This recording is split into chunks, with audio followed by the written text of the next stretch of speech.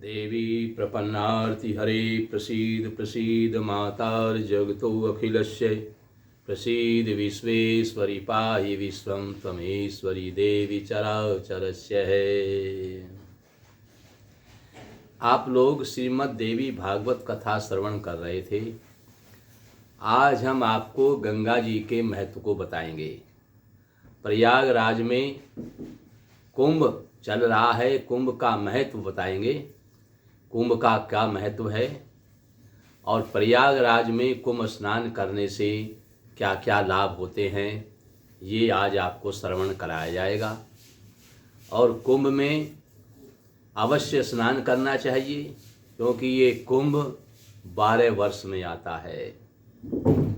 देवताओं और दैत्यों में जब युद्ध हुआ था अमृत के लिए, और अमृत लेकर के असुर लोग इधर उधर दूर दूर भागे थे, जहाँ जहाँ पर उन्होंने ये अमृत का कलश रखा वहीं पर महाकुंभ प्रारंभ होने लगा। 4 स्थानों पर ये कलश अमृत का रखा गया, प्रयागराज में, हरिद्वार में, उज्जैन में और नासिक में। इस प्रकार से दैत्य लोग इस अमृत को लेकर के दूर दूर भागे थे, जिससे अमृत देवताओं को न मिल सके। लेकिन भगवान की इच्छा के बिना कुछ नहीं हो सकता। भगवान की इच्छा थी कि अमृत के भागी देवता हैं, दैत्य नहीं हैं। इसलिए भगवान ने ये सब लीलाएं रची है। और प्रयागराज में तभी से कुंभ महापर्व उत्सव मनाया जाता है। ये हमेशा माघ मास में मनाया जाता है। और 14 जनवरी मकर संक्रांति को प्रतिवर्ष यहाँ दूर दूर से साधु संत महात्मा सभी सनातनी भगवत भक्त और जो अपने परिवार में घर में सुख शांति और धर्म पुण्य यज्ञ करना चाहते हैं, इस 14 जनवरी को प्रयागराज में त्रिवेणी, यहाँ पर 3 नदियाँ करके मिली हैं, 3 नदियों का संगम है, इसलिए इसको संगम कहा गया है। संगम में स्नान करने से सब प्रकार की कामनाएं पूर्ण होती हैं। जब भगवान सीता राम लक्ष्मण वनवास में गए तो वे प्रयागराज में, यहीं पर भरद्वाज ऋषि का आश्रम था, जो आज अक्षय वट यानी किले के नाम से जाना जाता है। ये संपूर्ण किला भरद्वाज ऋषि का आश्रम था। यहीं पर इस वट वृक्ष के नीचे भगवान सीता राम लक्ष्मण 3 दिन तक ठहरे थे। यहीं पर उन्होंने 3 दिन तक निवास किया था। इसलिए इस स्थान का विशेष महत्व बन गया है। और माता जानकी ने त्रिवेणी से प्रार्थना की थी कि हे त्रिवेणी, ऐसा कुछ करो कि हम फिर 14 वर्ष के बाद आपका दर्शन कर सकें। और स्नान करने का यही लाभ सीता राम जी को मिला कि त्रिवेणी में स्नान करके गए और माता गंगा मैया से प्रार्थना करके गए, तो फिर 14 वर्ष बाद विजय उनको मिली। और इन्हीं की कृपा से फिर पुनः इन्होंने त्रिवेणी संगम का दर्शन किया। तो इसका बड़ा भारी महत्व है। और भगवान श्री राम ने कहा था कि जो मकर संक्रांति में माघ के महीने में यहाँ त्रिवेणी में स्नान करेगा, दान करेगा, साधु संतों का भंडारा करेगा, ब्राह्मणों की सेवा करेगा और यहाँ पर आकर के स्नान करेगा, त्रिवेणी का दर्शन करेगा, ऐसा कोई मनोरथ नहीं बचेगा जो उसका पूरा न हो सके। उसके सभी मनोरथ पूर्ण हो जाएंगे और शीघ्र होंगे, उसमें देरी नहीं लगेगी। मन में जो भी कामना लेकर के आप संगम में जाएंगे, आपकी वे समस्त कामनाएं पूर्ण हो जाएंगी। और मकर संक्रांति पर संगम में स्नान करने वालों को और वहां जाकर के साधु संत और ब्राह्मणों की सेवा करने से, वहां पर भंडारा करने से, वहां पर दान पुण्य करने से, संगम का दर्शन करने से दुनिया में ऐसा कोई मनोरथ नहीं जो पूरा न हो सके। अपनी कोई भी कामना आप लेकर के संगम तीर्थ में जाएं तो आपकी सभी कामनाएं पूर्ण हो जाएंगी। ये भगवान श्री राम ने माता त्रिवेणी को स्नान करके वहां पर ये कहा था कि जो भी भक्त मकर संक्रांति को इस गंगा संगम में प्रयागराज में, इसलिए इसको प्रयाग को केवल तीर्थ नहीं प्रयागराज कहा है, तीर्थों का राजा कहा है। ये भगवान श्री राम ने ही इसको तीर्थों का राजा बनाया है, क्योंकि यहाँ पर भगवान सीता मैया और राम जी ने जो भी कामना लेकर के गए थे कि 14 वर्ष में हम वापस आकर के फिर आपका दर्शन करें, उनकी मनोकामना इस संगम तीर्थ ने पूरी की थी। इसलिए इसको प्रयागराज भगवान श्री राम ने नाम दिया और कहा कि माघ के महीने में मकर संक्रांति पर 14 जनवरी को जो भी भक्त इस गंगा तीर्थ में त्रिवेणी संगम में स्नान करेगा और जो भी मनोरथ लेकर के घर से चलेगा, उसका वह मनोरथ अति शीघ्र पूरा हो जाएगा, उसके मनोरथ में जरा सी भी देरी नहीं लगेगी। इसलिए सब काम छोड़ करके और अपना कोई ऐसा मनोरथ जिसके लिए आप परेशान हो रहे हैं, चिंतित हो रहे हैं, उसके वजह से आपको पीड़ा हो रही है, ऐसा अपना मनोरथ लेकर के यहाँ संगम तीर्थ में जाएं, यहाँ पर स्नान करें, दान करें, भंडारा करें, साधु ब्राह्मणों की सेवा करें, तो आपके मनोरथ तत्काल पूरे हो जाएंगे। ऐसा गंगा जी का महत्व है। प्रातरुत्थाय यो गंगाम हेलियापि नरै स्मरेत् नैतस्या शुभभीति दस्तु विद्यते भुवन त्रिये क्रियारंभे स्मरे देवी गंगाम त्रैलोक्य पावनी तदा सा सफला भूया तथा विधि कृतापि च।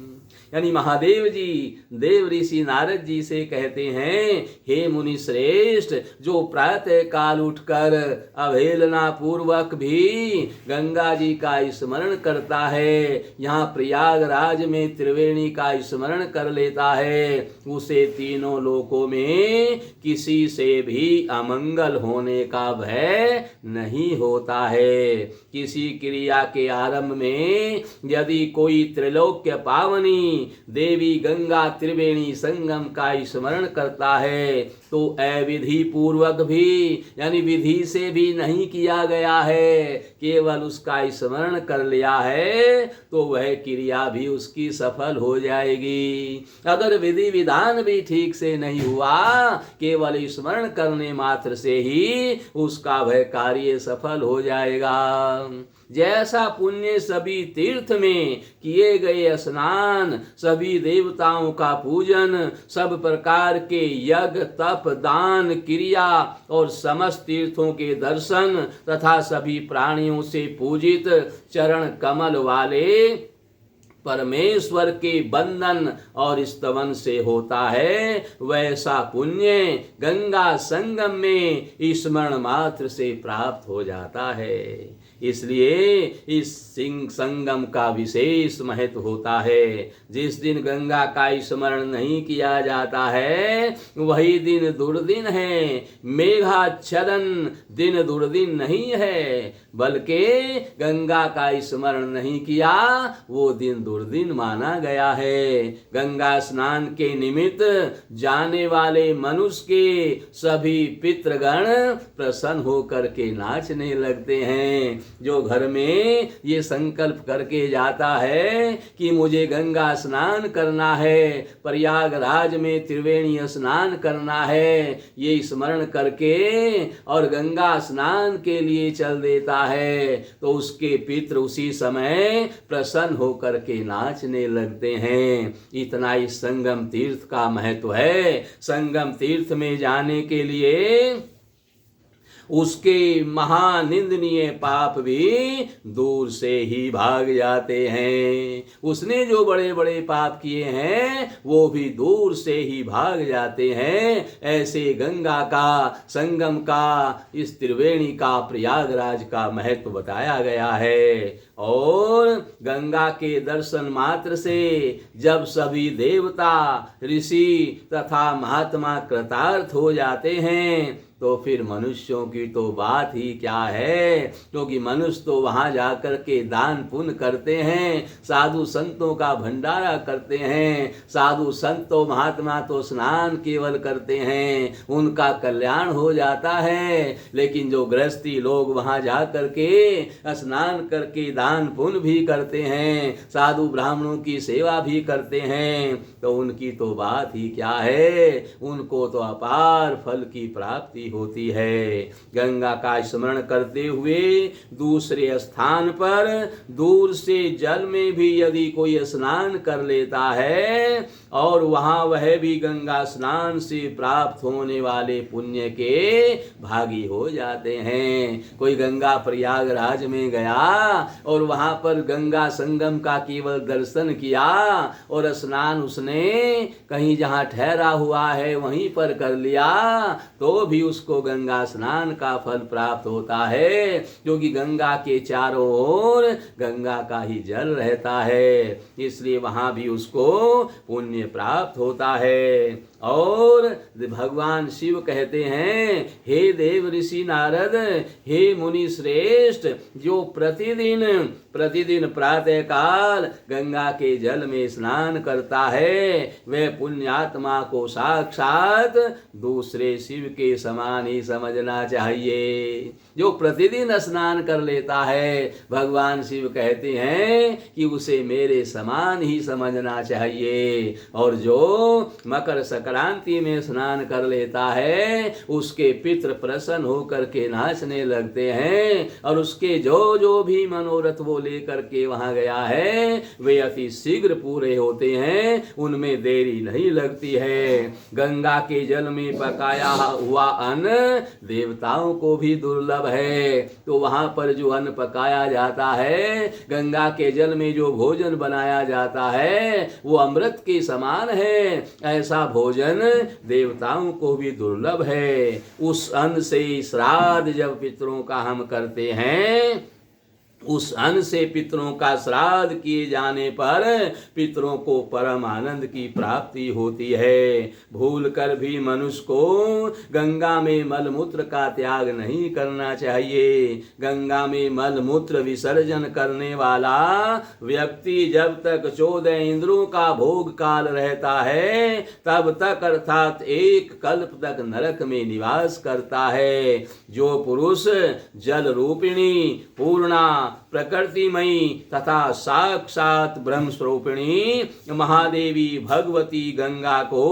अज्ञानवश नदी ऐसा कहता है, हे मुने, पुत्र मित्र तथा स्त्री आदि कोई भी बंधु नहीं है कि उसको बचा सके, वो नरक में चला जाता है। ये गंगा नदी नहीं है, ये गंगा माता है। इसको माता समझना चाहिए, त्रिलोक पावनी समझना चाहिए। तीनों लोकों के पापों का नाश करने वाली गंगा है। गंगा तब दर्शनात् मुक्ति, गंगा के दर्शन मात्र से मुक्ति हो जाती है। आदि शक्ति ही प्राणियों के रक्षा के रूप में, द्रव्य के रूप में प्रकट हुई है। ये जो माँ भगवती सती है ये ही द्रव्य के रूप में प्रकट हुई है, ये साक्षात महादेवी है। ऐसी भावना करनी चाहिए। भगवान शिव कहते हैं, हे मुने, पितृ मित्र तथा स्त्री आदि कोई भी बंधु नहीं है। इस संसार से मुक्त करने वाली माँ भगवती गंगा ही परम बंधु है। दर्शन, स्पर्श, नाम, संकीर्तन तथा ध्यान करने से सुख और मोक्ष प्रदान करने वाली भगवती गंगा परम बंधु कही गई है। गंगा ही परम बंधु है, गंगा ही परम सुख है, गंगा ही परम धन है और गंगा ही परम गति है। इस गंगा मैया में त्रिवेणी में स्नान करने से जो पुण्य प्राप्त होता है। भगवान शिव कहते हैं, हे नारद, मैं अपने मुख से उसका वर्णन नहीं कर सकता, क्योंकि इस पृथ्वी पर जितने भी मनोरथ हैं, ऐसा कोई मनोरथ नहीं जो ये त्रिवेणी संगम गंगा मैया पूरा नहीं कर सके।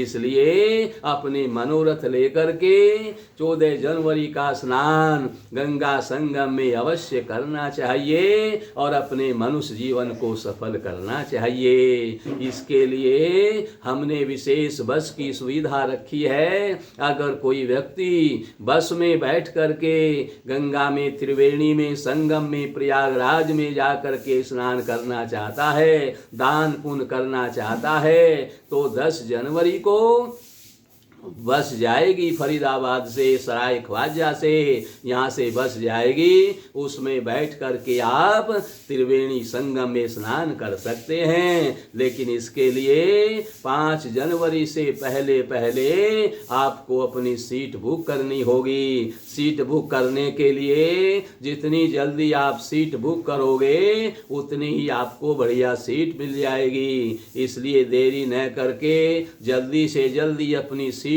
बस में बुक करें। डिलक्स बस जाएगी जिसमें बैठने की सीटें भी हैं और लेटने की सीटें भी हैं। उसमें कोच बने हुए हैं और उसमें आप सभी भक्त एक परिवार की तरह कभी लेट जाएं, कभी नीचे बैठ जाएं, अदल बदल करके बस में बैठ करके बड़े प्रेम से वहां पर श्रीमद् भागवत कथा का आयोजन भी होगा और 1 सप्ताह वहीं रह करके श्रीमद् भागवत कथा श्रवण करें और वहीं पर गंगा स्नान त्रिवेणी में स्नान करें। त्रिवेणी के पास में ही ठहरने की व्यवस्था की गई है, इसलिए वहीं पर रह करके आप 8 दिन तक श्रीमद् भागवत कथा भी श्रवण करें। वहीं पर त्रिवेणी में प्रतिदिन स्नान करें, साधु ब्राह्मणों की सेवा करें, यथाशक्ति भंडारा भी करें और भी जो आपको दान पुण्य अपनी शक्ति के अनुसार करना चाहें वहीं पर रह करके कर सकते हैं। वहीं पर ठहरने की, भोजन की सारी व्यवस्था की गई है। इसलिए आप लोग जल्दी से जल्दी अपनी सीट बुक करा लें, क्योंकि सीटें सीमित हैं, बाद में न मिले तो पछतावा रह जाता है। इसलिए अपनी सीट बुक करें और गंगा में, संगम में स्नान करें और अपना कोई भी जो मनोरथ है, 1 या 2, 4 जो भी मनोरथ हैं, और जो सबसे विशेष मनोरथ है तो अपना एक ही मनोरथ अपने मन में लेकर के जाएं। आपका वो मनोरथ अति शीघ्र पूरा होगा। गंगा में स्नान करने से जैसे ही आप लौट करके आएंगे, आते ही आपका मनोरथ पूर्ण हो जाएगा। ऐसा भगवान श्री राम ने इस संगम तीर्थ प्रयागराज को आशीर्वाद दिया हुआ है। इसलिए भगवान श्री राम और सीता मैया के आशीर्वाद से यहाँ पर आपका सभी मनोरथ पूर्ण हो जाएगा। इसलिए जल्दी से जल्दी अपनी सीट बस में बुक करके और 1 सप्ताह तक श्रीमद् भागवत कथा वहीं पर रह करके श्रवण करें और फिर अपना घर में आए, लौट करके आए। यहाँ पर 10 जनवरी को बस जाएगी और 18 जनवरी की रात्रि में वहां से वापस चलेगी। 19 जनवरी को आप घर पहुंच जाओगे। इस प्रकार से आपके आने जाने, रहने, भोजन की सारी व्यवस्था उसी में की गई है। इसलिए आप लोग जल्दी से जल्दी अपनी सीट बुक करें और जल्दी से जल्दी गंगा संगम में स्नान करें, क्योंकि ये संगम 12 वर्ष में आता है, बार बार अवसर नहीं मिलता है। फिर 12 साल तक बात चली जाएगी और आप पछताते रह जाएंगे। इसलिए 12 वर्षों के बाद में ही फिर दोबारा आपको ये संगम तीर्थ मिलेगा। इसलिए अभी सो काम छोड़ करके संगम में जाने की तैयारी करें, अपनी सीट बुक करें और इसमें संगम में स्नान करके अपने पितरों का उद्धार करें, अपने सांसारिक मनोरथ पूर्ण करें और इस मनुष्य जीवन को सफल करें, क्योंकि मनुष्य जीवन का उद्देश्य यही होता है। बोलिए सच्चे दरबार की जय, बोलो गंगा मैया की जय।